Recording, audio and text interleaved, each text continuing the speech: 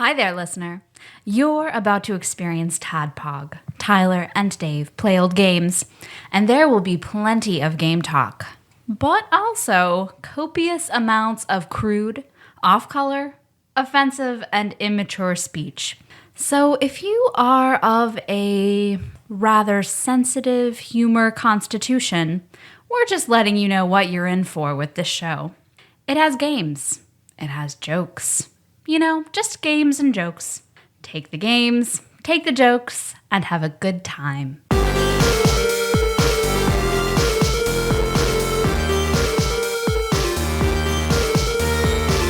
Hello, Internet, and welcome to another TADPOG podcast. It's a show that happens twice a week. We're two toasty boys. Toastiest. Well, I guess toasty implies a dry heat, so two sultry boys. Sweltering. Sweltering Two sweltering boys. Talk about old games. So what's wrong with your air conditioner? The fan yesterday was just like, nope, just burn up. Like you could have fried an egg on the top of my AC unit out there. It was hot. When you went out to check on it, did you see a small blue hedgehog scurry away as like two rabbits came out of your AC unit? I tried to grab them, shove them back in. It did not work. So today, we talked about last week, today we're going to do the game that's the namesake of our cover art. Yeah, I'm glad you brought that up because it's on my list of things to at least mention. Because I feel like we've gotten a little bit of, I wouldn't call it grief, but a few inquiries as to when are you going to do the game that you based your artwork off of. Come on, you're like on your fourth year. It's probably time. It's time. So today we're doing the first Sonic the Hedgehog. Yes. The real Sonic the Hedgehog. The real Sonic the Hedgehog. Before all that, I'm your beard host, Tyler. And yeah, my AC's gone. Last night I noticed it when it was 84 in my house and it was set to 70. That's a problem. Man, nothing scares me more than it's like I'll be sitting in the house and I will realize that I am uncomfortable. And like I'll stand up and I must look like a meerkat or something who's like standing up on his hind legs, like looking out of a hole in the ground, like, whoa, wait, what? This isn't supposed to be. And then I'll go in the living room and I'll ask Nikki, hey, did you turn the air off? And she'll always be like, no. And then my mind will reel. It's like the cosmic horrors of the universe have been revealed to me. You just cannot deal with it.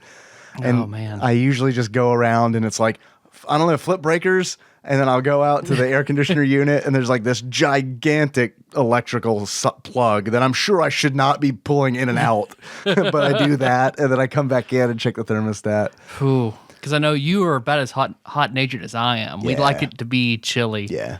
So, man, and as important as that is to me, I have lived in my fair share of like shittily air-conditioned apartments. Oh, yeah, with like the window units that do not work. There are some window units that work, but not in apartments that we rent in our 20s. Yeah, exactly. Because that horrible $100 a month apartment that Jacob and I shared was the worst. Yeah. Because it had one unit by the door and then nothing in the whole rest of the house. So, like, you might be okay in the living room, but in both bedrooms, no fucking way. Your landlord was like, you're close to Dairy Queen. You're fine. Yeah. I mean, we got into it so many times. Like, he finally replaced my unit, but it still didn't help. Because, like, Jacob lived in that apartment for a year first.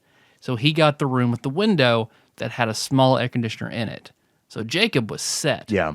I moved in after the fact and got the other bedroom, the windowless, hot, like, Judgment House hell room cave. That was just... Oh my God, it was always just blisteringly hot in Did there. you hear your name read every night? Lord, I laid me down to sleep. Tyler Holand. Yeah. Oh man, that place. And then in DC, when I lived there, the electric was included in the bill. Okay, so awesome. Use it up. But the complex controls the heat and air. Oh, what? Yeah, so they determined like when they turned it on, turned it off. Yeah, I'd rather pay for it, honestly. I would too, because they did not turn it on until it was late August every year. Ooh. So there was a period of 3 weeks where it was just like 90 outside. Yeah. No one but the office had air conditioning. It was terrible. Terrible. Guys, can you turn on the AC? No, we're good. No, it's comfortable here where we work. Well, toward the end, when people were getting pregnant by the end of graduation, Yeah. like they sort of had a set-in where they would all just go sit in the office because they were so uncomfortable, and the complex just would not turn it on until like a certain time or certain heat conditions were met that they had to turn it on. Do you think they were just lonely in the office? They just wanted That's visitors. what they would do. Yeah. They're like, They didn't "Oh, have that free DVD stand where you can come borrow DVDs, so maybe. I sure wish some pregnant ladies would come visit with us. Some just angry, tank-topped pregnant ladies just coming in here and set crisscross applesauce style and complain. Come on, you can come in and borrow our DVD copy of Nutty Professor. It's fine. We'll all Have you watch seen it. Flubber? Come on. Pluto Nash, we got it. We know how much you young people love Eddie Murphy. Don't even worry about it. Oh man, we've got the best of Eddie Murphy, Osmosis Jones. It's all good. Oh, Osmosis Jones. I remember seeing ads for that in comic books that I read in high school. Oh, so last night I slept okay. It was 80, but it was okay. The hell cave conditioned me to sleep in worse. Yeah. But oh man, that's my number one most like hated thing is just being really hot when I'm trying to go to sleep. Sleep is elusive to me enough as it is. Yeah, I was about to say, this makes you roll for sleep with disadvantage. Oh, I guess that's what I got. Talk about air conditioning. All right, that's pretty good. I like it. It's solid. That's a solid Tyler move. I like talking about air conditioning. Well, it really grinds my gears. Yeah. No, I get it, man. I do. Like I said, I freak out when the AC is not doing what it's supposed to do. What's up, Internet? I am Dave. I am your bespectacled host. I am still going strong on the Final Fantasy 14. I want to invite anybody out there listening to come and join. We've got this like podcast union thing kind of going on between the hosts of Hops and Heroes, Drew and Bailey, and then of course we've got from Kyle from the Experience Grind podcast, and then we've got some listeners and some folks from the Gamers Legion Facebook page. So it's been pretty neat. It's been more active than I expected it to be. Of course, I cannot forget Ruby Baron, Paul Kluel from Loaded Cart Podcast. He also plays. So if you know any of these people I'm talking about, if you listen to their shows, or if you're listening to this now and you're like, I really enjoyed that air conditioning story, maybe there'll be more stuff like that. I like Adam Levine and air conditioning. Oh, it's great. It's got both things that I love. I'm so easy to shop for Christmas. I just get an Adam Levine air conditioner wrap every year. It's just like you just throw it on top of the air conditioning unit and he dances around. It's fun. Yeah, the Adam Levine arm flailing inflatable tube. Exactly. Man. It's great. And it's also great if you want to put a whole bunch of cars on your yard and sell them. Because who doesn't trust Adam Levine? I'd buy a car from him. You know, and you install the voice chairs in your front yard. Whenever Yes. cars drive by, they all turn around. It's great. I call that my Christina Aguilera trap. I kiss her anywhere. Yes. So I'm doing that still. I wanted to remind everybody, if you want to join us, if you play already, we are on Co-Earl. I don't know how to pronounce the server name. Cool. The Whisker Cat from the Final Fantasy series. You'll know it when you see it. So yeah, look me up. I'm Go Zan, Rah Zan. Link to that will be in the show notes. But I mentioned that because, Tyler, I thought of you when I was playing, because when we played Final Fantasy 11 together, we encountered some people with some pretty questionable names, which we've mentioned on this show and before. morals and tastes and judgment and Tiggle Bitties was one of them that we saw Douchebaggery standards. frequently. Who was the who I farted? I farted. Yeah, I farted was the name of another character. Oh, God. Well, I remembered you, Tyler, and I remembered our glory days on Final Fantasy XI. Your glory days, really. I don't think I ever got a character over like 40.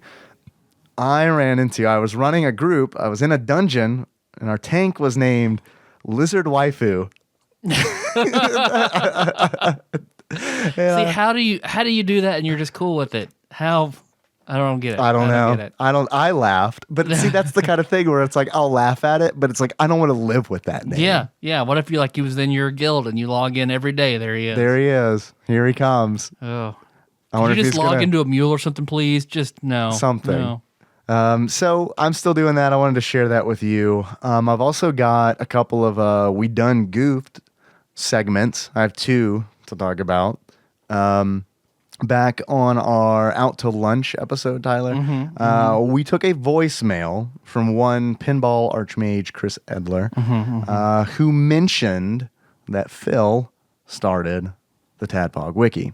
To my knowledge, that's what happened. I don't know. Maybe one of us said it. I don't know. I'm basing this on Facebook comments because there was a large thread on the episode comments about like the murky history of the TADPOG Wiki, because it's like no one really knows. Like it's like lost to time.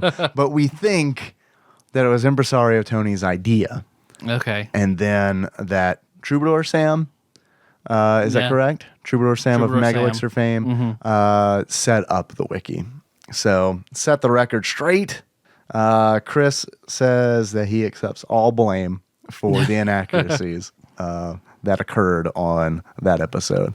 Also, the Would You Rather text message that I read on the Emily is Away episode was not Exalted Lord Mike of Purdue.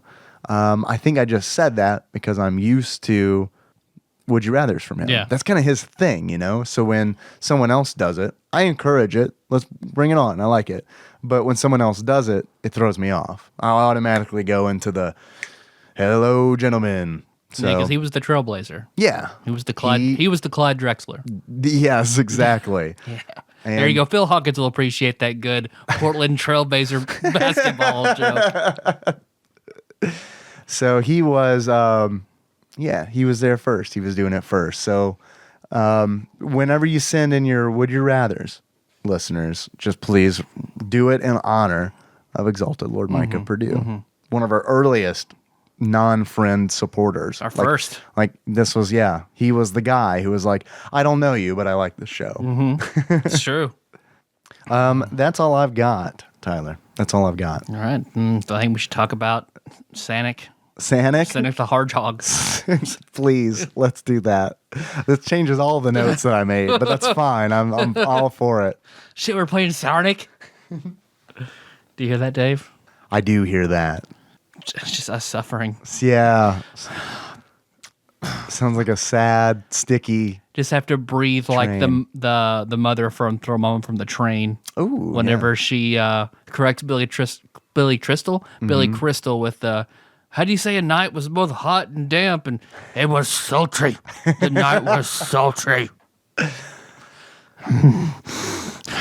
I do hear that throw mama from the train, which of course ushers in a segment that we like to call Dave Reads Wikipedia. Okay, guys. Sonic the Hedgehog, parentheses, 1991 video game. Are you ready? Are you ready for the racism that's about to occur on our show? Are you prepared? I'm always ready. Okay, great. I feel like we always bring our racism pretty hard. I'm bringing the game real hard today because there's no way that I can say this thing without sounding insensitive to Japanese people. So here we go. Yeah.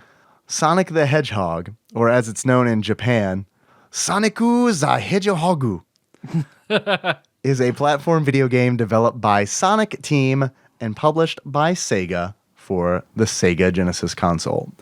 I believe we've touched on this in the past. I have heard other people say Sega. I've always said Sega. Yeah, because that's the way whenever you turned it on. Sega. It doesn't say Sega. Yeah, that's a good harmony there. Yeah. But when you play the demon version, when you turn on your demon Game Gear, it says both. It overlays both of them on top of one another. Because I think the other one, because you get that Sega. Yeah. So anyway, it's for the Sega Genesis is what I'm trying to get at. The game was released in North America, Europe, and Australia on June 23rd, 1991. And it was released in Japan the following month. The game features an anthropomorphic hedgehog, you know we love those, named Sonic, in a quest to defeat Dr. Robotnik, a scientist who has imprisoned animals in robots and stolen the magical Chaos Emeralds. Sonic... Wait, there's no reason that the animals are in there other than they're prisoners. He has imprisoned them inside these. He's essentially made them into his own combat slaves, I feel like. Because I always assumed that they were the power sources for the robots. I would assume that too. Yeah. I mean, unless that makes he was just sense. being a real jerk and just putting birds in robots just to keep them out. Just keep them out, you know. Well, we don't even know why why is he imprisoning the animals at the end of each stage? You know, Sonic jumps on the giant animal containment unit, and they just come pouring out like they just got off the Ark or something. Yeah, you're right. So I don't know. Are those just like replacement batteries that he slams inside these robots? And there's no easy way to get them out one at a time. No, it's just either it's all or a one nothing. big yellow button on the top. That's how this works. Also, we're gonna make it so like you don't have to authenticate or anything. Yeah, just anyone who steps on this thing is gonna release if all it of them. hails hard enough, I know, they're all free. yeah. In the autumn, sometimes a leaf or something blows on it, and we got to start this process all over again. Do you think he chose rabbits because they reproduce rapidly? He felt like he had an endless supply of robot batteries that he could just jam birds inside. and rabbits. Yeah, you don't see elephants. I think elephants have the Giraffes. longer gestation of any animals. A walrus, probably.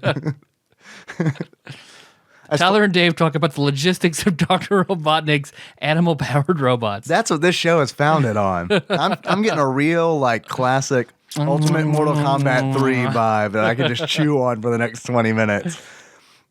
Remember when we used to do that with games where there wasn't much to talk about? As opposed just talk about the games? Man, yeah, that's a long time ago. As opposed to us talking about a game for 15 minutes. Talking and being about our like, dicks and assholes. We actually talked about the game. Yeah, that's weird. It was a simpler time then. So okay, Dr. Robotnik, he took all these animals, he crammed them up in his robots, and then he stole all the magical Chaos Emeralds. So Sonic the Hedgehog's gameplay involves collecting rings as a form of health and a simple control scheme with jumping and attacking controlled by a single button. Would you like me to go into the little bit of the history, or Nah. you want to call it? That's the first one. Sufficiently bored. All right. Yeah, yeah. I didn't realize how little I'd played of the original Sonic until brushing up and stuff now. How much had you played? Maybe to Labyrinth World. Or Labyrinth Zone. That's about halfway through the game. Yeah. Like as a kid playing it, I think that's as far as I got. Because this is a difficult game, I think. And it might not be a difficult game for someone who owned a Genesis and played a lot of Sonic games. We've talked about this before on the show. I was an SNES kid, Yep. and I know you were an SNES kid, and it was very much like when I was in middle school. That was like two tribes. It's like the SNES kids and then the others that were on the opposite side of the island. And it's like every now and then Sonic. every now and then you'd run across some guy holed up in a Dharma Initiative bunker who had both. Who are you? You're too rich to live in Kentucky. Go. No.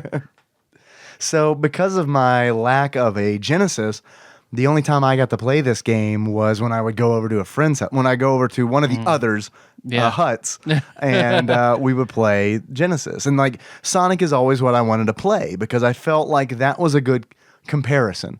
Like in my mind, in my kid brain, what I needed to do was play Sonic, compare it against Super Mario World, and see if I made the right choice getting a Super Nintendo over a Genesis. I think we both did. It's tough, right? It's a tough call because it's just a matter of preference, I think. I think that, and maybe we should get into this later, but I do think that Super Mario World is a better crafted game. I completely agree. But they, That is to say that Sonic is the first Sonic and Mario World is the fourth Mario. right, exactly. So I mean, it's not a fair comparison. Yeah. And it's also another thing about it is they're both platformers and they're both on 16-bit consoles. But I think beyond that, like I think they branch off in crazy different directions. It almost feels weird to call Sonic a platformer to me because I feel like if you're not going fast, the actual like platform elements are bad. Well, it's weird, right? Because here's what I experienced in Sonic, in this as a kid and as an adult when I replayed this game. I want to go fast because I feel like it's Sonic. That's awesome. That's like his thing. You go fast. Zooming through loop-the-loops and jumping from stuff. That part is fantastic. It's fun. It's different. But what I found myself doing is stopping constantly to pick up rings that I missed. So that I could get 50 rings so that at the end of the stage, I could go to the special stage to try to get one of the Chaos Emeralds. So in order to do that, you have to have 50 rings in your possession when you cross the finish line at the end. So because of that, I felt like that was really counter to the speed aspect of the game. You're right. Because I couldn't zip through it because I constantly had to stop, jump on a spring, grab these 8 rings that are perfectly vertically aligned and then carry on. Yeah, because the platforming stuff it ruins the flow of Sonic, which has always been my problem with Sonic. My number one gripe, I'll go ahead and throw this out here, with Sonic, because like universally, they're pretty much abhorred. And I feel like Sonic brings the worst to the table. Water levels? Water levels. Yeah. Oh my God. Sonic water levels are the worst iteration of water levels. I have a little bit of trivia for you on that. I don't know if you know this or not. Do you know why the Sonic water levels are designed the way that they are? No. I can't think of it. To make the game longer? According to, here's my source, Arcade Sushi, Sonic cannot swim due to mistaken information about real hedgehogs. When they were developing this game, they based it on the fact that the hedgehogs can't swim, but hedgehogs can swim. So that's why Sonic can't swim. That's like, you know how like in Mario water levels, Mario swims. Sonic, his red sneakers are on the ground the whole time. Because Sonic has the hedgehogs are the most dense of all animals. Well, he's got all those spines, right? That's like armor. Oh my God! Because we want to be very specific to like actual hedgehogs. So blue and fast, like but yeah, definitely can't swim. Oh my God! I knew you were going to talk about the water levels because I know that's like been a kind of a common theme whenever we've talked about Sonic. Water levels come up. So I wanted to make sure to include that factoid. Something else, you talking about Sonic being blue. You know what's bugged me about Sonic since I was a kid? His eyelids are flesh colored. I feel like his eyelids should be blue, like the rest of his like the rest of his head. I get like his like face bits are flesh colored, but it's weird when he blinks and it's just like it looks like he just died. Two balls. It's just like two flesh colored orbs flopping out of his head. Oh man, I never even thought about that, but you're right. So that's always been kind of weird to me. Although, because Sonic's first appearance wasn't in this game. Yeah, I heard that. And that's really, like, it was in It's like a racing game, right? It was like in a horrible shovelware game. Oh, really? That came out for, like, the PC. Really? Because, like, somebody had gotten a Sonic prototype before and had played it, and then basically copied his character design so it looks just like him and put him in a bullshit shovelware game. It's like a common enemy you just jump on. Really? Yeah. Do you know what it was called? I'll have to I can send you a link to the YouTube video where I watched it, where I saw the guy was going through like because I want to talk about it, but I don't want to be wrong, so I just know that's the case. And then a link, more information about it can be in the show notes. I remember the game. It was just one of those, because you talked about like you would go to the store and there'd be like those $5. Oh yeah, shovelware. Yeah, it's just one of those games. Just a big old bin full of games that did not sell. Yep. So it was like 6 months or something like that before Sonic came out. I thought you were going to say that because I read that his first appearance was he was an air freshener hanging from like the rear view mirror of a car in a racing game. I can't remember the name of the game. Yeah, I hadn't heard that. Because I haven't played it, but I can look it up and pretend to be super smart. Guys, it was Rad Mobile. Look at me and my bottomless video game knowledge. But let's see, everything about all right, because like I said, I don't want to shit on Sonic because I like Sonic games. And I agree. I also don't want to do that. Yeah. It's going to be difficult, I think, to make it sound like I appreciate Sonic. Yeah, because what glaring errors are very glaring errors, but they're still fun games that I've played a lot of, especially Sonic 2. Yes. I've played so much Sonic 2, but just not very much of the first one. But just the water levels in this game are just, you can't swim, so it like completely breaks up the whole speed thing. Like, I mean, I get there needs to be platforming elements. I get that, but Right, sure. then to throw in that horrible level on top of it of just like not being able to move through the water very effectively. You can't swim. Because Mario doesn't run out of air when he swims. Right. Sonic does. Sonic does, and that was the most stressful thing as a kid. Is that Dun, dun, dun, dun, dun, dun. Yeah. Yeah, 5, and just the music 4, getting more and more 3. intense. Yeah. And then just that. Oh man. Oh, that killed me as a kid. I honestly didn't have problems with the water levels God. in this game. I want to clarify. In Sonic the Hedgehog 1, I didn't have problems with the water levels. Yeah. I definitely did in Sonic 2 for the Game Gear. I felt like that game was really, the water levels were really tough because there weren't so many bubbles to get air from. I felt like in this game, in Sonic the Hedgehog 1 for Sega Genesis, I felt like it was like, holy shit, I'm in the land of milk and honey because there's air bubbles like every 12 steps. So I felt like I could kind of... So why even have them at the same time? I don't know. Well, I mean, it is kind of cool. Like, it's kind of neat where it's like, okay, so you have air bubbles and you can kind of treat that as like your base of operations. And then you scout out the rest of the level and you can come back to those bubbles. I think that's kind of a cool mechanic. I don't think it really fits with this being like a fast-paced game. Yeah, not at all. Not at all. So that's why I think the best, and we're not talking about it, but the best Sonic games are, well, I can't say they're the best Sonic game. My personal favorite Sonic game is Sonic Adventure for the Dreamcast. Which I haven't played. And I know you've spoken highly of Sonic Adventure. But everybody seems to like Sonic Adventure 2 more, and I don't think that game is nearly as good as Sonic Adventure 1. Which one of those games opens up with the SWAT team?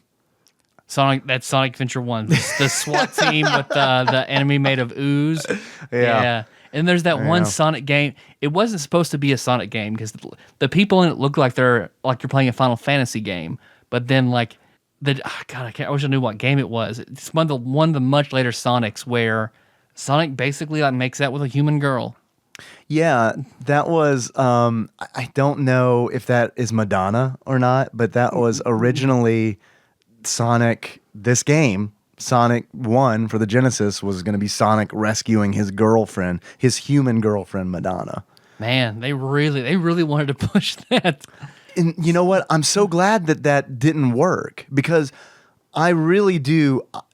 I honestly think that Sonic the Hedgehog for the Sega Genesis is a much more interesting game conceptually and thematically than any of the 8-bit or 16-bit Super Mario Brothers games.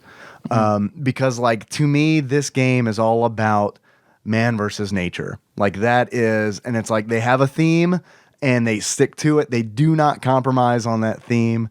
Because it's like you start out in the Green Hills zone and everything is almost pastoral. It's all these rolling green fields. Everything is natural and beautiful. And as you progress, and fight these robotic monstrosities, which are human-made, freeing natural animals from their mechanical cages, the levels get more and more industrial. And like true. every zone is like more industrial than the last. Even like kind of the midpoint, the labyrinth zone, is almost like ancient civilization, like ancient human civilization, Yeah. which I think is really interesting, which I don't know what the lore is there. I don't know if all the humans are dead but Robotnik, and he only place he can find love is through machines, which he powers to the souls of small animals.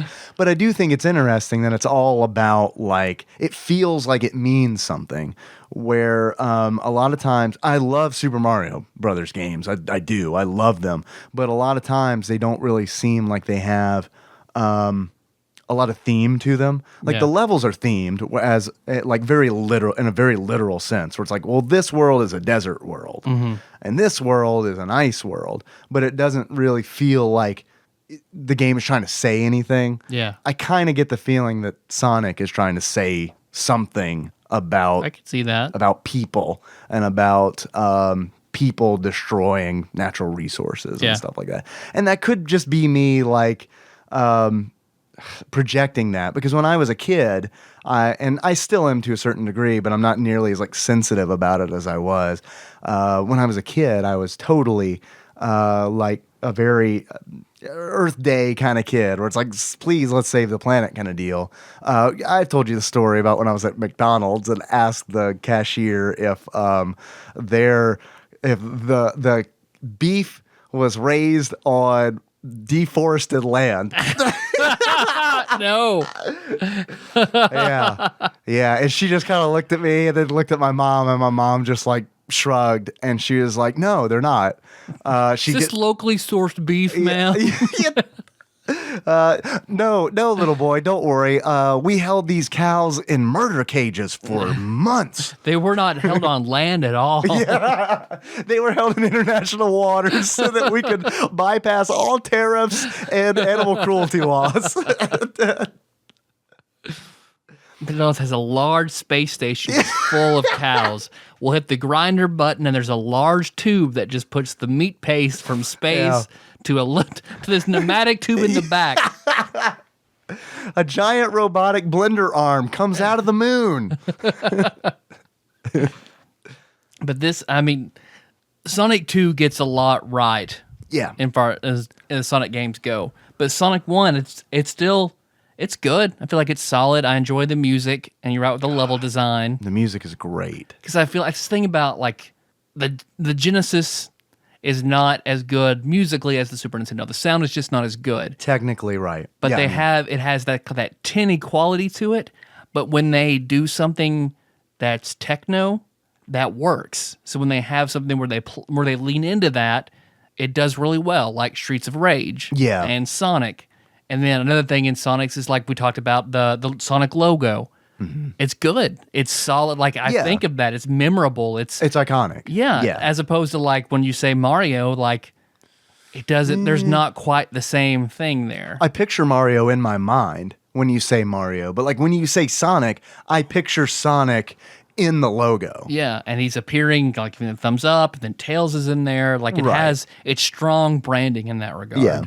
And that Sonic was all about branding, because that's like they needed a mascot character in the vein of Mario. Because when they replaced, who was it before? Like Alex Kidd, I think, before Sonic? I don't even know. For the Master System? Alex Kidd? I believe so. Like I'm reaching it. Look This is before my time, because I believe, like I think Jacob was the one that told me about that. And I read that somewhere too. I looked it up. It was actually Alex P. Keaton. That's what you were thinking That's of. what I was thinking. Yeah. Let's see. Alex Kidd is a video game character whose popularity peaked during the late 1980s. And then I have to click for more information. It's all behind a paywall. The Alex Kidd paywall. Because I feel like he was the standard bearer for like the Sega Master System games. Very good, Tyler. I'm impressed. For a time, he was an unofficial mascot of the Sega Corporation. Link in the show notes to this really funny looking guy. He kind of looks like a lemur almost. He doesn't look like a kid. Is he supposed to be a kid, or is he supposed to be a lemur? Kid like goat? Kid Goat. Alex Goat. Baby Goat Kid. I love the music. I think that the music is one of the most memorable things about Sonic games in general. Like the stage clear music, even like all like the tiny little tunes are super memorable. The term earworm sticks in my head because I've heard it like 1,000 times on the Crack podcast. But they are like da da da da da da da da da da da. Like when you finish the stage, like that. Yeah. When I heard that for the first time replaying this game, like I really felt like I got the nostalgia feels. Like Yeah. I mean, like it just washed over my body. When I first turned this on and heard Sega, like I mean, it was like it was the closest thing I could have done, like teleport to me in elementary school turning my Game Gear on. Essentially, it's like that's how good I felt like their branding push was. That Sega. The Sega in the beginning, that took up about 1/8 of the cartridge space on Sonic the Hedgehog 1. Wow. Yeah. Wow. It took up more data than some of the levels in that game. Damn. Okay. Yeah. If that gives you any kind of appreciation of Yeah, they wanted you to. You fuckers gonna get this. Yeah, look, we are a branding monster. No more unofficial mascots for us. It's just 1/8 of our cartridge designated to branding, and also Who's the director here's a of hedgehog. marketing and everything like that? Don Draper. Yeah. Oh, okay. Just lights a cigarette. No, when you turn on a system, you know what you're playing. For 20 years, you'll come back and you'll know it. That I'd watch nostalgia, that. that's power. I'd watch that. I'd watch video game Don Draper. But I love the bosses in Sonic. Yeah. They're all well done. And I'm trying to compare in my head. Like they're both sort of stressful situations, but like Mario, so you get a mushroom, you turn small, and you feel that stress whenever you turn small. Like, okay, I can only Whenever get something hit hits one you. more Yeah. time. But I feel like Sonic is more stressful because it gives you more hope because like, okay, you get hit, you lose all I your got rings. hit, but I can grab a ring. Grab a ring, get hit again. Okay, if I just grab that ring, Right. I can keep going. So like, you're not as stressed in the moment as like when you become small Mario. Right. But there's like this constant lingering, oh fuck, oh fuck, oh fuck, oh fuck, oh fuck, oh fuck, oh fuck. Well, that's usually when I die. I usually die when I'm hit. I explode all the rings that I'm carrying, and I'm like, oh, I got to get one. And I rush into lava. Yeah. So in that regard, like, I like that about Sonic. Yeah. I think that is good. Like, I mean, fuck the music in the water and that stress, but like just the rings, the system they use, I enjoy that. I like it too. And like on paper, it wouldn't sound like it would work as well as it does. Like, oh, you just keep getting rings. That's not a big deal. Mm-hmm. Like, I guess it's harder to die like in the entirety of the level, but that adds another layer onto a boss battle. Yeah, man, I fucked myself over so many times in this game where I would hit a checkpoint, go fight whatever iteration of Robotnik was appropriate for that stage, die, and then I'd come back with 0 rings. Like my next life, I'd have 0 rings, and I'd forget that I need to go back a little bit to at least grab one ring. Yeah. And then like I'd forget about it because I'm like, oh, I'm all mad. I'm going in. We're doing this shit, and I'd rush in, and then I just get, I get hit. I'm dead. Fuck.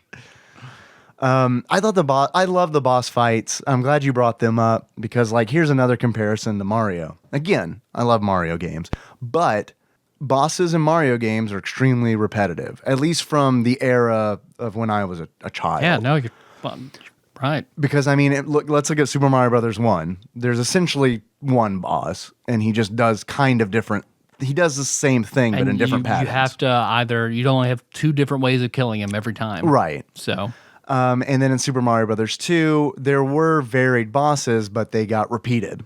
yeah, Birdo, just pick up the eggs, throw it to Birdo. Right. Sure, sometimes it's flame you can't Sure. jump on, but Then there's Tri-Clyde, who gets used several times, and then Mouser, who gets used several times. So, I mean, that's a step up.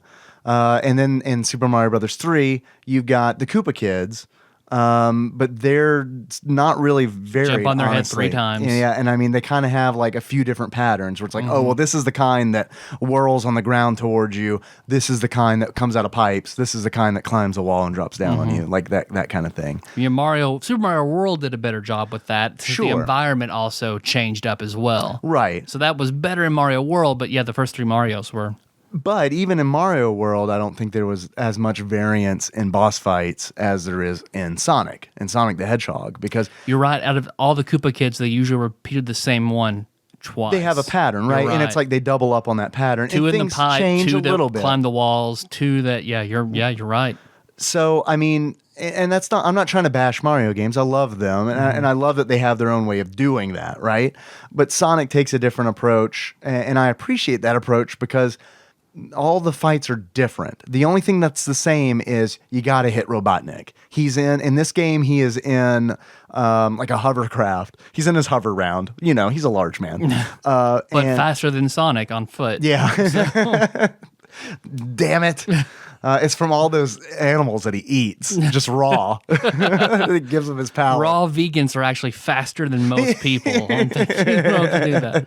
Well, no, if he's in rabbit, he's not a vegan. So eating like a wolf makes you stronger. Well, of course, yeah. And if you eat a wolf's brain, you gain all of his knowledge. So, and Sonic, I love that the boss fight, you're always fighting Robotnik, but each fight is different.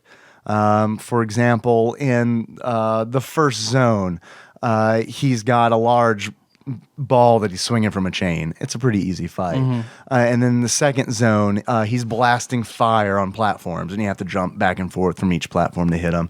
In the labyrinth zone, which is almost all underwater, you don't even have to hit him. I beat him just by not drowning. It became like a accelerated platforming segment where the screen just scrolled vertically and you have to stay afloat. So I think that's really neat. I think it's neat that they changed it up and that each boss fight I never knew what to expect. And I really give the game props for that. I like that a lot. So I've never beaten Sonic. I don't think I've ever beaten any Genesis Sonic. I've seen them beaten, but I've never done it. I think that Sonic games are... Well, Sonic games are more difficult for me than Mario games are. And that's not to say that they're harder. It's just maybe I'm not used to that style. It's like Street Fighter. I mean, playing Mario and Sonic is like playing Street Fighter and Mortal Kombat, where they have their similarities, but... Yeah, they're like their foundation is the same, right? Yeah. But other than that, it's like you have to kind of get used to how the system works. I got pretty far, but I did not beat the game. I got so much farther than I did as a kid. So much farther. Because when I was a kid, I would go over to a friend's house, like in 5th grade, and I would struggle on Dr. Robotnik on the Green Hill Zone. First zone, I would struggle against Robotnik. So when I got to the second zone as an adult, I was like, all right, suck it, kid. Yeah, you suck it, kid. Yeah. Come get in my van past me. It's not weird. It's not weird. You're me. What's weird is I remember being a kid and a dude told me that, and I was like, I don't know about all that. I don't want a Subway sandwich. No. I'm fine. No, thank you.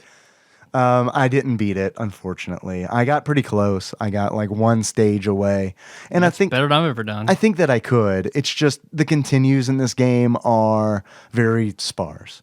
The only time I ever got a continue is when I completed a bonus stage and got a Chaos Emerald. That's the only time I ever got a continue.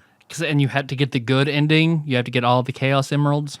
You do have, there are 2 different endings. In my opinion, I've watched them because I wanted to be able to talk about them on this show. They are not very different. The differences are so small that I wouldn't even bother trying to get the Chaos Emeralds just for an ending. Like if you're gonna go in for a continue. Don't go in for the ending, because the bad ending is Sonic frees all the animals from Robotnik's lab. He's running with them, and then they all stop and just kind of like Sonic just crosses his arms and does his idle animation and looks at the screen, and then everyone's happy and the game's over. So that's the bad ending. The good ending is exactly the same, except when he stops in the middle of the screen, he looks surprised and he holds his hands out, and the Chaos Emeralds swirl from his hands onto the screen, and they just swirl, and there's a bright flash of light, and then there's flowers in the background. And that's it. Because I know at least in like Sonic 3, maybe, that like he becomes Super Sonic when he collects all the Chaos Emeralds. There is no Super Sonic in Sonic the Hedgehog 1, which I'm okay with because Super Sonic is a little. You didn't like Dragon Ball Z? No, to be into exactly. That's your. I mean, I don't know if you were joking or not, but you are 100% accurate. Oh no, it's absolutely a Dragon Ball ripoff. There's zero doubt. So I'm okay. And it's an extremely blatant ripoff. Yeah, and I'm okay with that not being in this game. Something that I'm not okay with being absent, and I can't blame them because it was developed later. Holy shit, do I need the spin dash from Sonic 2? Like, oh my God, I need that spin dash. Like, I can't tell you how many times I hit down and B, and it's like, oh, no, and I just jumped. Okay, cool. Looks like he's in an elementary school earthquake. Yes, duck and cover. You got it. So I really, really miss the spin dash. Like I had no idea how much I relied on that in other Sonic games until I replayed this game. Because are the Chaos Emeralds, they're that world's version of the Infinity Gems? I do not know. Because they seem to be the crux of like all the Sonic games, and I don't really understand them. It always bothered me, even as a kid, that they're emeralds, but they're not. They're all different colors. Yeah, I know. It's just like, come on, you're killing me. Because I wonder, it's probably like the emeralds don't have to be green, but that's what I think of them as. I don't know why they would be different colors, but I don't know. I'm not a geologist. Yeah. Crazy. I'm not either. I'm not a color rockerman. That's what they're called. Yeah, of course. What are you going to school for? Color rockamanism?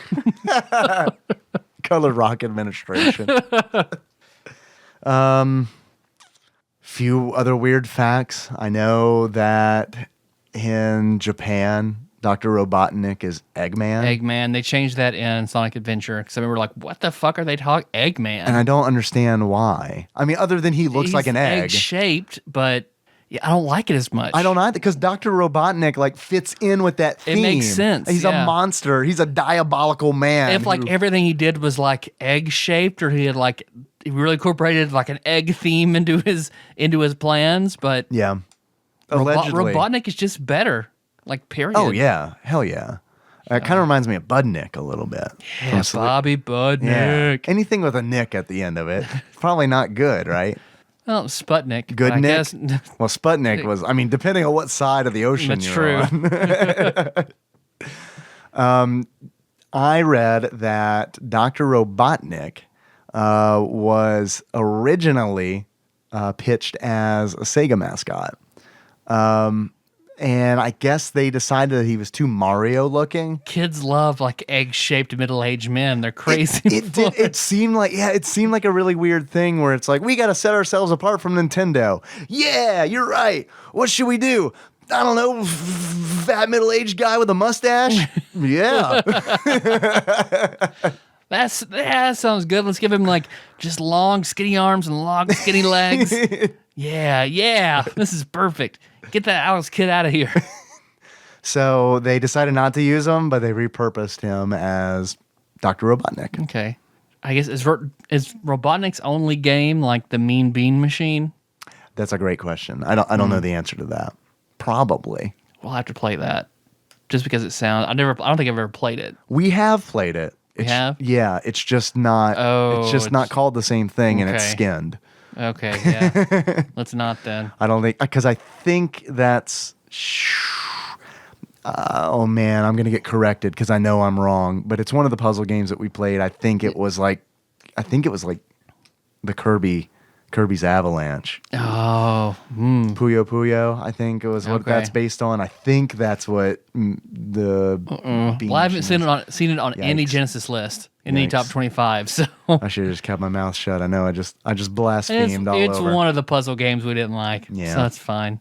Do you have any achievements for Sonic? I do have a few achievements. I've got my first one is called the One Ring. In order to unlock the One Ring, you have to jump into lava in the marble zone while Sonic has only one ring in his possession. And you have to throw that fucker into Mordor. My second achievement is called In the Air Tonight. And in order to unlock In the Air Tonight, you have to get Sonic underwater. You have to set him right next to Bubbles, but not touching. And you have to watch him drown. Do you have any achievements, Tyler? Yeah, I've got two. I've got Lifelong Bachelor, and that is where you finish a world without getting any rings. Oh, yeah, okay. And then the other is Thanos Like a Motherfucker, and that is collecting all of the Chaos Emeralds. Too bad this doesn't have the spin dash, or else. Well, let me save this for Sonic 2. A Spin Doctor's achievement. No, that's great, though. When you were talking about having no ring, I was thinking about a spinster. So that would be my achievement, would be, I don't know, Liz Lemon, where you, as Sonic, use the spin dash while you have no ring. Yeah, it's pretty good. There were a few other things that I wanted to mention that I thought were, well, at least one other thing about Sonic that I thought was interesting. And I think that this is worth bringing up because this, I think, reinforces the statement that we said earlier about, or that I said earlier, that I feel like Super Mario World is a better crafted game. Sonic's skid noise is just lifted from another Genesis game. Oh, really? Yeah, called Outrun. Or I shouldn't say Genesis game, another Sega game called Outrun. And that says something to me. When you're borrowing assets from other games, that says something to me. I also Especially know, what's supposed to be your mascot, like flagship game. yeah, this is supposed to be your best, right? This is Yeah. like your resume you're sending out to potential gamers. Another thing that I know the 16-bit Sonic games are like notorious for pushing to like the absolute last minute and making wild cuts. One of the reasons, actually, I heard allegedly that the Sega opening is 1/8 of the cartridge because they had 1/8 of the cartridge to fill because they scrapped so much else from the actual game. Why? It just wasn't ready. It wasn't ready for launch, Oh. and they wanted to get it out before Christmas. Man, it sounds like, that's the Sonic team sounds like they just got lucky early on. How do you mean? Well, to get because I'll lead into that for Beards and Glasses, but they're just like Sonic is probably, in my opinion, like the franchise that's still kicking that has so far lived past its prime and is Man. lopsided, and it seems like Yeah. that like Sega and Team Sonic can just not get their shit together to do anything right anymore. Yeah. And you telling me that about It's the early sad. Sonic games, it's like they just got lucky getting the formula right in the first place.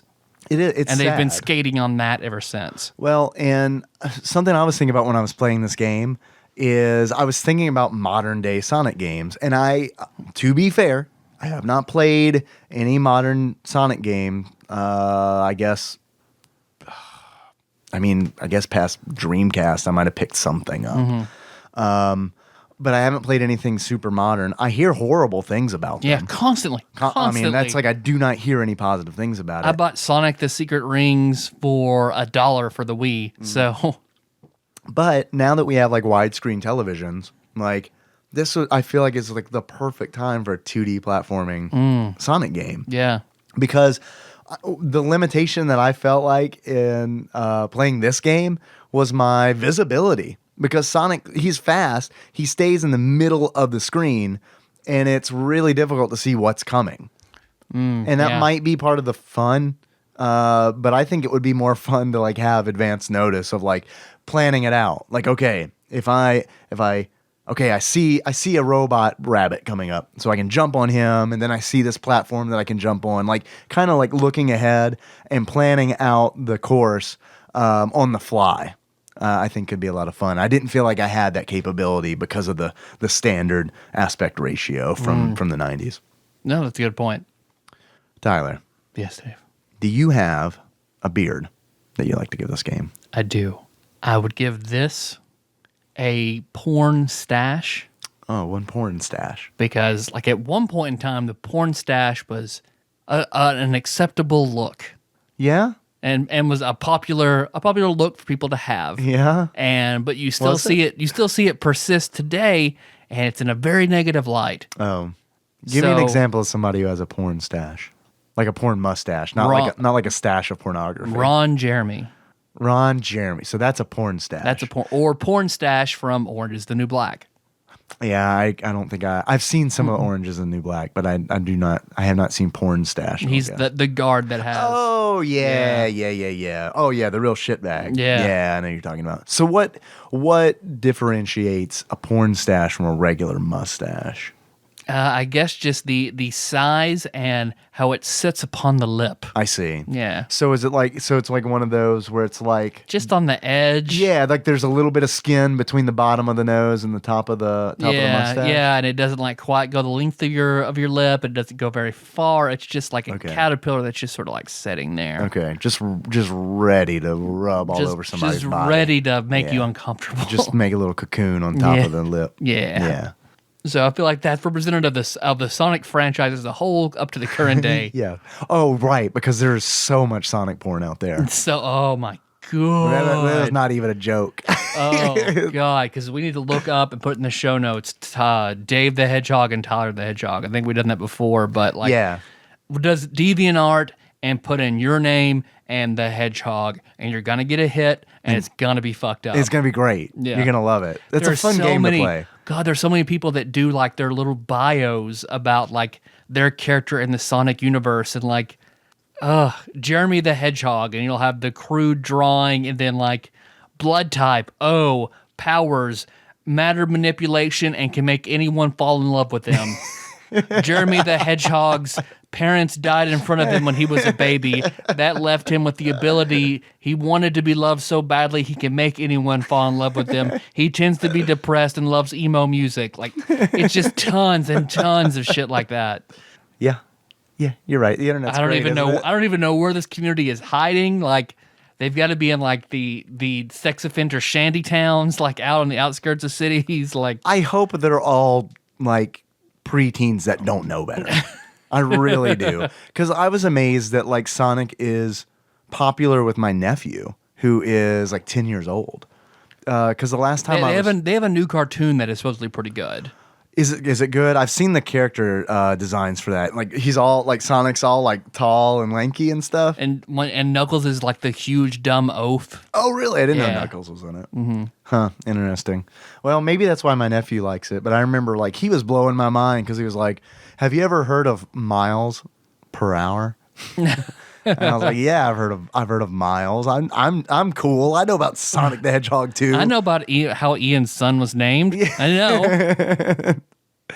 And then I played that on the Genesis, and he's like, "On what?" The first book of the Bible. Yeah. Yep. I played it with Eve and a snake.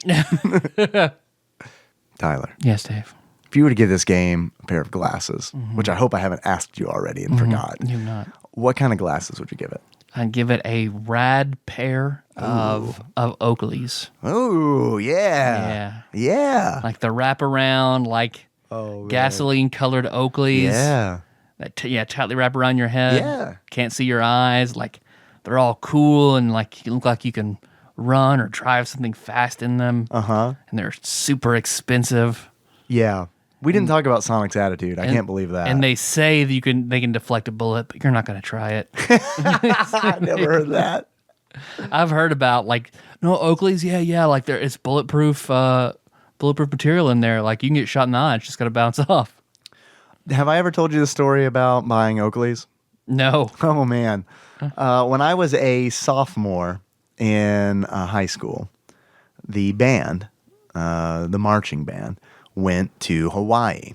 And it was probably the year that we had, strangely enough, the most kids in band. Because everyone knew the band was going to Hawaii. They're like, one band, please. Yes. I don't know, drums, whatever. So we had a whole bunch of kids go to Hawaii. And for some reason, all the sophomore boys, highlighted their hair horribly themselves. Yeah. So all of us went over. Just imagine just imagine 100 high school boys sitting in an airplane with leopard hair. 100 Guy Fieri. Yeah. The full length of the plane. Absolutely. Yes, absolutely. So we all get there, and it's for some reason, this small Oakley faction formed where it was you know what we could buy here? Oakleys. And for some reason, that was that made more sense to buy them in Hawaii than it did at Sunglasses Hut at the mall. Man, this is 100% the Guy Fieri starter kit.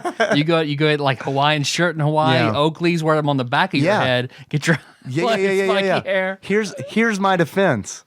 It was 1996. So, I mean, as far as ahead of the curve of Guy Fieri, I mean, you want to come think you're on. a girl, you have your checklist you have to follow. Yeah, we beat him by a decade. So that guy is just fucking posing on us. So yes, a contingent of us. Did you beat him or he just never left? That's right. We created him in Hawaii. We didn't realize it. That's one of the kids that got left behind. And that's how he's exacting his revenge on the world. He's like, yeah, here I come. I'm Guy Fieri.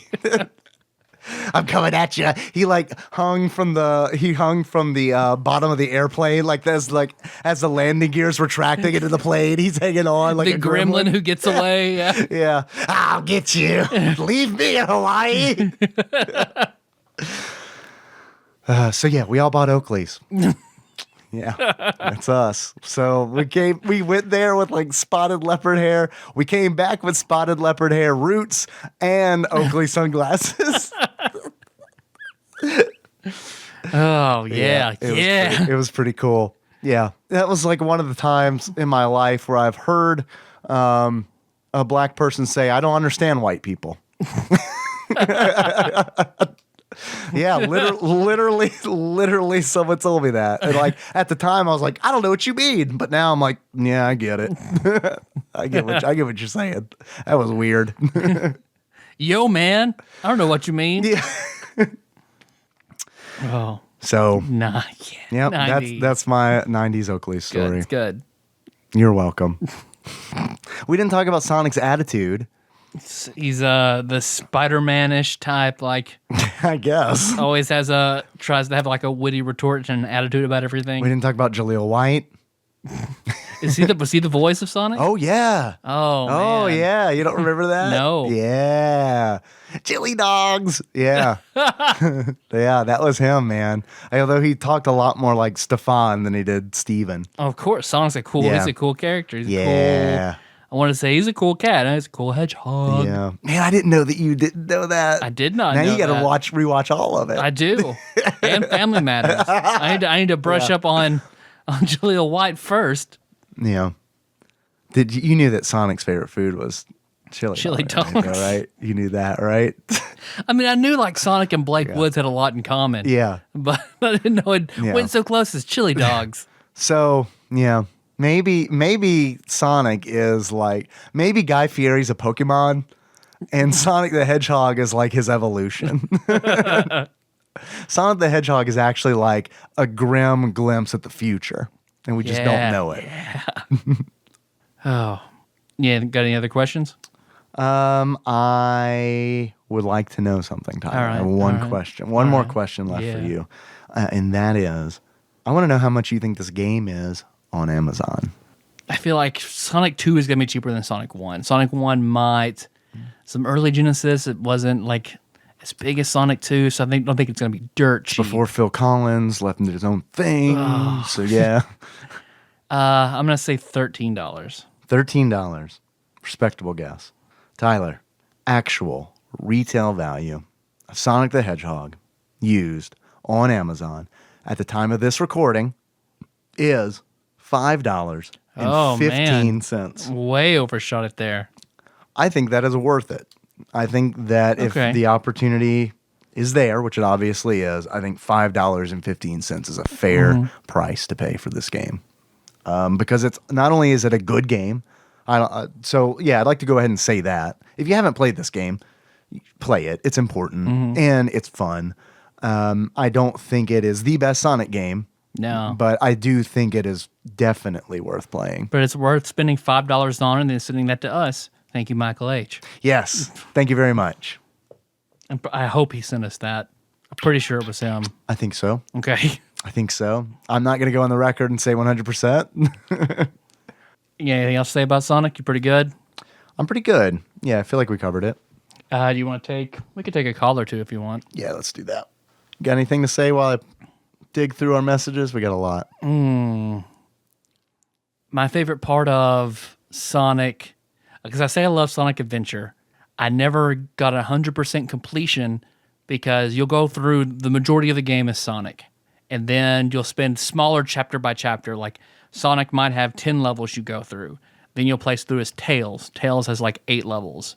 And then Knuckles will have like 6 levels. And then it goes down lower, lower, and lower until you get one of the last ones is Big the Cat. Big the Cat? Big the Cat. And he's just a big purple cat. And his levels are so... He's a character that you play as? Uh-huh, yep. Man, you knew this is a good game? Except for this part. Okay. Except for this part. This part is so terrible. He's just a big dumb cat who likes to fish. And he has a...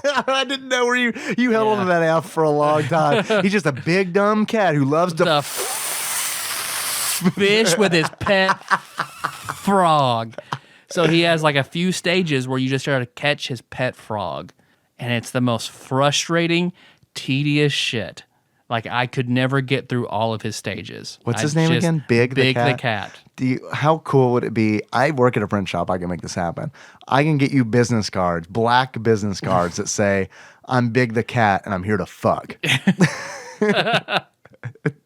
All right. Yeah. Done. Business cards, get on a shirt. Question for you, since you brought up Big the Cat. Who is your favorite Sonic character? Tails. Tails? Me too. I saw Knuckles when I was younger, but now as a man, I appreciate Tails more. I've always been a Tails fan, and I think it's because A, foxes are awesome, and B, he could fly. Yeah, and he's immortal. Yeah, well, yeah. They're all immortal, though, right? I mean, you actively just see Tails eat it constantly. He just flies right back to you. Yeah, Tails is the Yoshi of the Sonic universe. All right, here we go. Here is a text message from 412 who says, I'd like to be on the show to cross-promote my gaming podcast. I never called in or tweeted. However, I know you won't be disappointed. Thanks. All right. You got to get to know us. Yeah, I think that's probably that's probably a great piece of advice. Because we've had people on the show before who weren't friends of ours before we started the show. Yeah, sure. Most of them have been friends of ours for a long time, but there are several that we made friends with because of this show. Yep. So yeah, I think that's a really good response. Yeah, get to know us, and then if we like you, which it seems like we probably will, because you used an all caps word in there, and I do that a lot. Then we'll have you on. Let's see. Here is a call, and Tyler, since this is a new board, if you wouldn't mind confirming to me that this shows up in the waveform, I would really appreciate it. Okay. This is a call from 757. What's up, TADPOG? It's your beloved Adam. Long time no call. I was gone for about 4 days at MagFest in the Harbor Bay area of Maryland. I don't know what it's called. It's in freaking Maryland, Washington, D.C. area. It's music and gaming festival, so I was out there hanging out for the week, picked up some good stuff there, picked up a really nice copy of Mega Man X3, and thought about you guys and went back and listened to that episode, and made me so glad that I paid all that money for it. Yeah, it's expensive. It's a rare one. Just got finished getting blazed off of your Sky Blazer review. 420 Blazer? It was kind of a review, actually. I was digging this episode because there's a lot of video game talk. And not that I don't enjoy Buttholes, Gooters, and the rest, but who doesn't? One of those few callers that actually calls to talk about video games, I really enjoyed it, and I enjoyed Skyblazer. But just one thing that I want to throw out there in case you guys didn't already know, I think somewhere you talked about how it was Sony, the company that made this game. What I think is interesting that as a Super Nintendo game, if you go into I think it's the password screen or level select screen or I think it's password. That makes the most sense. I think it's a 4-character password to get to the level that you want to go to. Go back and look at that password screen and see if you notice anything. The 4 symbols for the password are square, circle, triangle, and X. And that to me stands out because that's the buttons on the PlayStation controllers and has been since PS1. And the PS1 wasn't even a thing yet. So I thought that was pretty interesting. That I don't know what the history behind those 4 shapes are or if that has any correlation, but I have to imagine it does. So maybe you guys could do a little bit of research. Dave reads from Wikipedia about the symbols on the PlayStation 1 controller and, look into it. So that'd be kind of cool. I'd sit down and watch that. And just want to throw that out there to you guys, see if you thought it was as interesting as I did. And I'll be calling again soon as I move on to the next episode so I can catch up to you guys. Love you so much, and talk to you soon. We love you too, Adam. Thank you, Adam. Thank you for calling. Yeah, that's a really good observation. Do you remember when PlayStation's logo, or was it Sony's, when they used the triangle, circle, square, X instead of the letters? Oh, yeah, that was early PlayStation. I don't know where those come from. Maybe when we do a PlayStation game, we can do a Dave reads from Wikipedia on something like that. Sounds good. Because I don't know. It's weird. I was thinking the other day, just recently, because I've been playing Sonic, and for the record, I do not like the Genesis controller. I do not like. Oh yeah, no. I do not like the controller with 3 buttons. The 6-button controller. All right, I can get behind a 6-button controller because that's great for fighting games, right? Like Street Fighter. I want a controller. If I don't have a joystick, if I don't have a control panel, what I want is just 6 buttons, just 6 face buttons. I don't want to deal with shoulder buttons or any of that. I want 6 just right there on the face of the controller. But the 3 on the standard Genesis controller, man, I do not like that. I'm so glad that the Super Nintendo developed the controller that they did, which has essentially become the standard today. Yeah. It's just been built upon because it's oh yeah. Well, let's look at the PlayStation controller. All right, D-pad. Well, we added some sticks. Those are a new thing. We got 4 buttons that are kind of configured in the same way. We do have shoulder buttons, and then we just added 2 more shoulder buttons back behind there. Little grips for you to hold on to. Yeah, right. I just think it's interesting that I feel like a kid today, you could hand them a current gen controller and then hand them a Super Nintendo controller, and they would be like, yeah, okay, I see where this came from this. Yeah. I get it. Yeah, true. Where it's better modern day controller and then the Atari joystick. Right, yeah, exactly. Or the Pong dial. Yeah. It's I'm not getting this. All right, Adam, thanks for calling, man. Yeah, we take one more. One more. One more? All right, here we go. One more. This is from 731. It's like a 15-second call. And Google Translate just decided to take a big old shit, so I have no idea what it's about. Ow. TADPOG Nation, St. Zach here. St. Zach. First time I've ever been out of the country. Yeah, that makes sense. Yeah, and we never saw St. Zach again. Nope. First time I've been out of the country, and I'm kidnapped by men with black bags over their head. Cool, great. Do you want to he called back. Do you want to get to that? No. Cliffhanger. Yep. So wait, maybe he didn't call back. I don't know. Did he? Tune in next time. Maybe that was the kidnappers. So. We need to do the next time on Batman. We need to have. It's you guys, the kidnappers got me. If you meet me in the future, it is not me. Yeah. Whatever you do, do not have a beer with the man who you see who claims to be me. If I say I'm married and my wife is with me, that is an assassin. Yeah. She's going to administer a drug that will kill you in 3 months' time. Thanks for listening, everybody. You can find that show on iTunes, SoundCloud, or Stitcher. So don't miss the next episode. I don't think we've really decided yet. We'll be talking about Napster. Yeah, okay. That works. I was actually hoping that we could talk about the Shower with Your Dad simulator. All right, perfect. I'm all for it. Yeah. All right, Shower with Your Dad simulator. We're on it. 2015, I think, is the version of that. So please tune in for that if you're into showering with your dad. So, like we all are. And please, if you like the show, iTunes is still the biggest marketplace. So we need those 5-star iTunes reviews. So please go to iTunes, find TADPOG in the iTunes store, subscribe, give us a 5-star rating, write a review. So if there's a game you want us to play, a guest host you want to show, you want to make a Patreon request, include that in your 5-star written review. And we promise we will get to that eventually. Don't worry, guys. Like Tyler said, we're going to be back. We're going to be talking about showering with our dads, more than likely. In the meantime, you can always find us on tadpog.com. That's where the show notes live. Hey, do you want to link to that arcade sushi link? Do you want to link to that page where I got all that information from, which may or may not be correct because they did not cite anything? That'll be on the show notes. Check it out. You want to see... you want a quick link to buy Pluto Nash on Amazon? That'll be in the show notes. Why not? Sure. You can also find us on Facebook. We are at facebook.com/tadpog.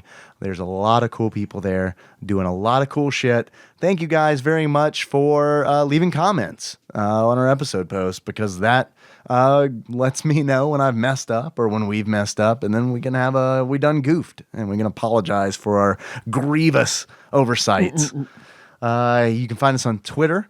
We are at tadpog_podcast. It's cumbersome, I realize, but still, thanks for hanging in there with us and retweeting us. We really appreciate everybody who retweets us, especially our episode announcements, because that helps spread the word.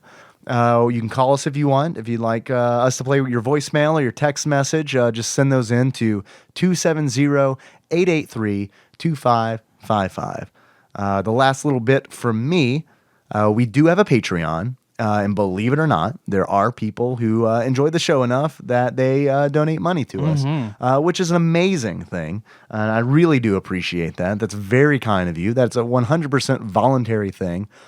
This show is free, but we do like to reward those who donate to us, so we record Patreon exclusive bonus episodes. We've got one that's going to be coming up soon. It's in the works. We're going to be recording that with, I don't really guess I really want to give it away until we actually get it in the books.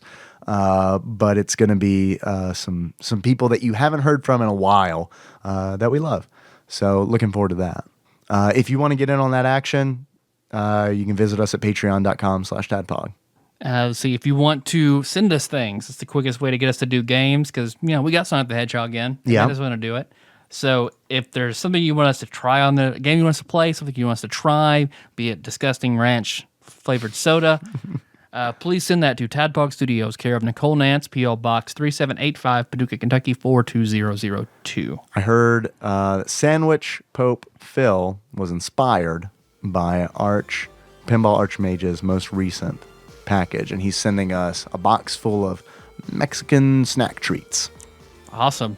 That probably not, because what made him think of it was the awful granular fruit roll-up spoons that Chris sent us. I wouldn't get your hopes up. We also have an Instagram, tadpog_podcast. Right. Follow us there. See when people send us stuff or anything from the episode. I'll try to post something about it there. Our theme song is Moves by Sycamore Drive. Link to that track you can find in the show notes at tadpog.com. Yes. Dave. Yes, Tyler. How would you like to close this out? I would like to close this out as Big the Cat. Okay. Played by Eddie Murphy. All right. So until next time, Tropical Capricorn! So that was pretty much... It's just kind of like, that's pretty much just donkey from both of us, right? Yep. Yeah. Or you. I don't know what I did.